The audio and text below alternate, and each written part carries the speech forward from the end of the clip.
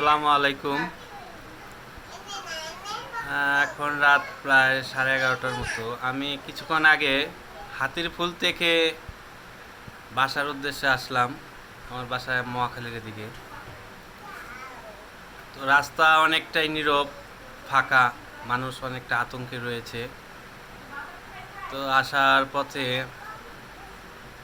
কারণ বাজার মোড় থেকে farm gate farm gate cross করে প্রধানমন্ত্রী কার্যালয় পর্যন্ত আসার এই রাস্তায়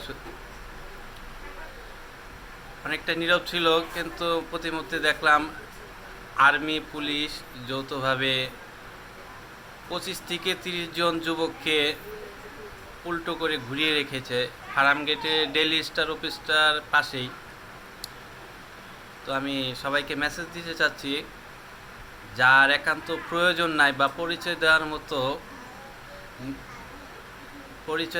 পুলিশকে এই প্রয়োজন ছাড়া আর কি, পরিচয়পত্র বা আইডি কার্ড ছাড়া কেউ রাস্তায় বের হইলে কিন্তু এইভাবে ধরে রাখবে। তো প্রয়োজন ছাড়া আমি সবাইকে বলবো যে প্রয়োজন ছাড়া কেউ যেন রাস্তায় এখন না বের হয়। সন্দেহভাজন দেখলেই পুলিশ আর্মি ধরে রাখতেছে, রাস্তা আতঙ্ক বিরাজ করতেছে, কখন কি হয়। সবাই ভালো থাকবেন।